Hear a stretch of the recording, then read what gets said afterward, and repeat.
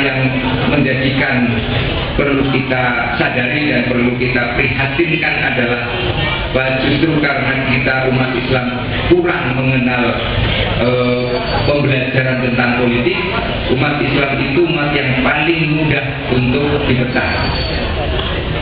Pakai isu sedikit saja sudah pecah. Nggak usah pakai politik, sungguhnya dengan mazhab saja sudah pecah. Apalagi dengan partai. Padahal pakar Islam dari Mesir, Yusuf Al-Qaradawi, mengatakan partai itu seperti mazhab dalam fikih. Partai itu seperti mazhab dalam fikih. Dia kelompok atau bagian di dalam politik. Jadi kalau dalam politik ada partai politik, maka dalam fikih ada mazhab. Jadi sesuatu yang biasa saja. Cuma ini bicara soal keilmuan syariah dalam konteks operasional fikih. Kemudian partai itu pelaksanaan atau satu perkumpulan lembaga yang punya berkhidmat di dalam dunia politik, sesungguhnya juga niatnya untuk kebaikan negara, bangsa, dan umat. Nah, kalau demikian, mengapa kemudian umat Islam menjadi umat yang justru sangat sulit bersatu, bahkan selalu sangat mudah dipecah belah? Inilah pertanyaannya. Apakah kita kurang belajar, ataukah kita kurang memanfaatkan masjid sebagai lembaga yang paling netral untuk menyatukan segala jenis manusia muslim dari berbagai mazhab, dari berbagai politik, dari berbagai segmentasi profesi dan lain-lain. Itulah yang menurut hemat saya kerugian yang cukup berpengaruh bagi umat Islam, karena kurang ada pembelajaran di masjid tentang bagaimana berpolitik yang berorientasi pada kesatuan dan persatuan umat Islam. Yang kedua, kalau sudah bersatu lalu mau apa? Tentu kita juga dalam berislam harus juga berpikir tentang bagaimana pelaksanaan keadilan itu bisa diwujudkan. Adalah keadilan itu sesuatu yang sangat indah, sangat didambakan, tapi justru karena sangat indah dan sangat didambakan itulah sangat sulit dilaksanakan. Bagaimana bisa kita melaksanakan praktek keadilan sedangkan kita sendiri umpamanya tidak punya kekuasaan? Kita hanya bisa berharap orang bisa melaksanakan keadilan kalau kita tidak punya kekuasaan. Tapi kalau kita punya kekuasaan, tentu kalau kekuasaan yang absolut model demokrasi liberal, itu yang penting sudah terpilih suara terbanyak, didukung oleh mayoritas, apa saja dianggap fair. Padahal menurut Islam tidak. Kebenaran itu bukan ditentukan oleh banyaknya manusia yang mendukung, tetapi oleh hakikatnya. Apa hakikat kebenaran kita? Ya ad-dinul Islam. Kalau kita kembalikan kepada sumber-sumbernya, ya Al-Quran dan As-Sunnah. Nah, disinilah Bapak Ibu dan saudara sekalian, saya kira diperlukan di masjid, kalau tidak bisa tiap hari, ya seminggu sekali. Kalau seminggu sekali tidak bisa tercukupi karena mungkin ustadz yang paham politik mungkin tidak terlalu banyak, ya sebulan sekali. Tapi jangan sampai tidak pernah di dalam masjid itu kemudian umat diberikan pencerahan tentang politik. Apa yang terjadi? Yang terjadi seperti sekarang ini. Pemilu itu diberi merek NPWP, nomornya piro, wanine piro. Itu innalillahi wa inna ilaihi raji'un. Hanya mewah di kata-kata demokrasi, tapi sungguhnya mengalami degradasi nilai yang sangat luar biasa. Bahkan dari kata demokrasi liberal itu sudah sangat jauh dari kata demokrasi liberal, belum menggunakan nilai-nilai Islam.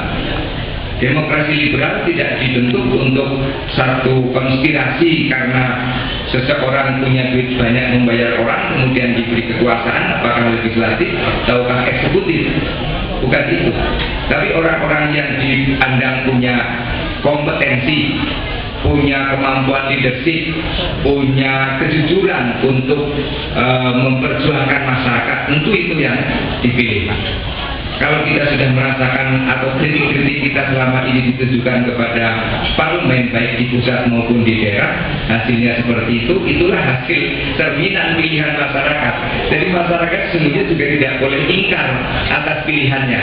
Kalau kasunyatanipun para anggota dewanipun kok nggih bandel, mboten patos sedong, tur nggih rada lengekan, itu pilihan masyarakat. Ada prinsip di dalam demokrasi itu mendukung sama dengan menuntut. Kalau kita sudah mendukung, kita boleh menuntut. Kalau cara mendukung kita fair, tanpa pamrih, maka kita berani menuntut. Anda dulu sudah saya dukung, sudah saya pilih. Kok Anda sekarang malah selingkuh umpamanya gitu, atau korupsi atau yang lain gitu? Kita bisa menuntut untuk diperbaiki kelakuan itu. Tapi berhubung cara mendukung kita adalah 20.000-an itu pun rampung. Nanti jawabannya kayak seorang anggota legislatif daerah. Dalam satu kesempatan saya diceritai, ada seorang anggota dewan diminta datang ke dapilnya. Pertama insya Allahnya mantap. Yang kedua insya Allah tapi pun rodo awang-awang dijawab. Yang ketiga lalu dengan sangat di luar dugaan dengan orang yang meminta datang ke dapil itu, dia mengatakan, loh dulu kan saya sudah bayar, maksudnya sudah bayar per suara itu 20.000. Nah dia merasa diberikan dukungan suara yang demikian banyak itu adalah karena bayar, bukan karena adanya komitmen antara yang dipilih dengan yang memilih.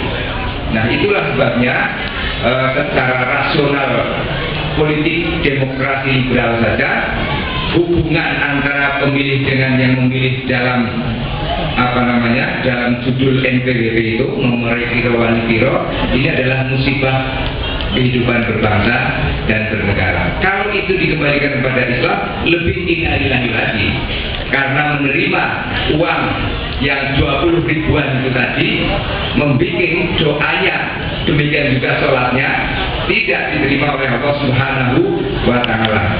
Ini innalillahi itu.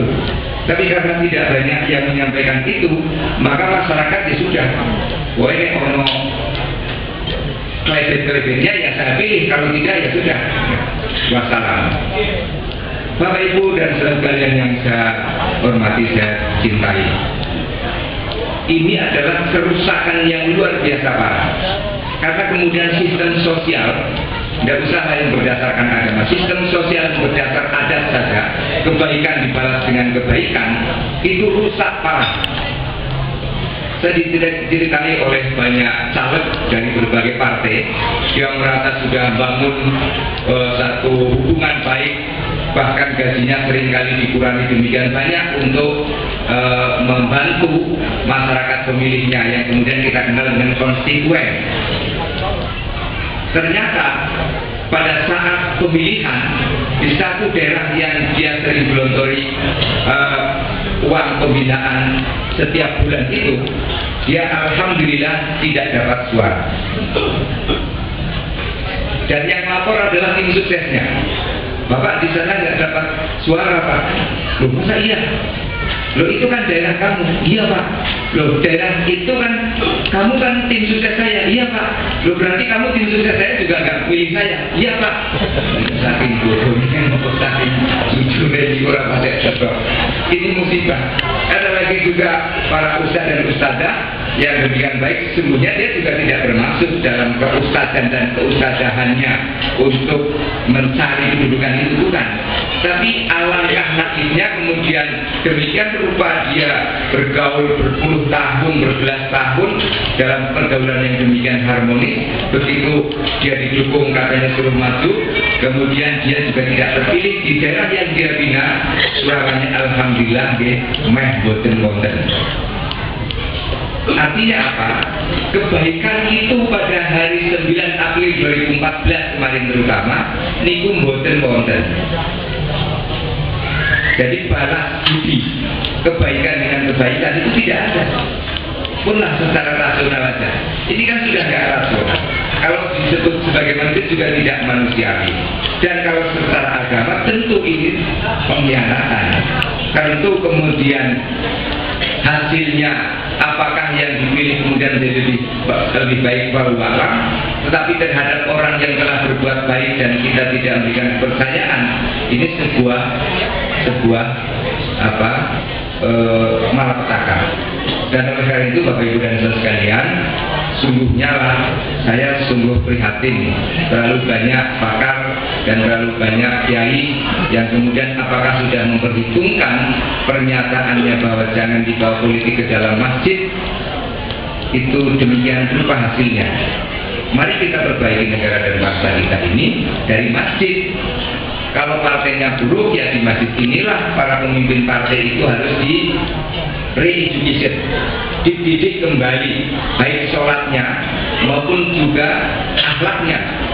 Kalau pejabatnya tidak baik, ya kita undang di masjid ini, kita didik kembali agar dia menjadi pejabat yang manfaat dan maslahat duniawiyah wa ukhrawiyah. Jadi jangan kita menyesal, kemudian hanya berkeluh kesah, kemudian sedih dan sebagainya. Itu bukan sesuatu yang diharapkan dalam dinamika kehidupan umat Islam.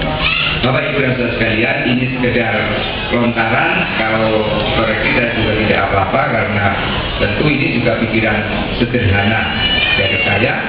Bisa salah, bisa juga benar, tapi atas segala yang baik itu saya niati karena pandangan-pandangan memahami Al-Quran dan As-Sunnah, dan yang tidak baik mungkin muncul dari nafsu saya, dan saya minta maaf atas tidak pahaman saya atau kurang jelasnya saya di dalam memandang tentang hubungan agama khususnya masjid dengan persoalan-persoalan politik. Maka kan Pak Moderator yang mendekat bertelepon. Oh, mendekat itu di moga-moga di menit 2 menit berapa? Baiklah, masih 5 menit.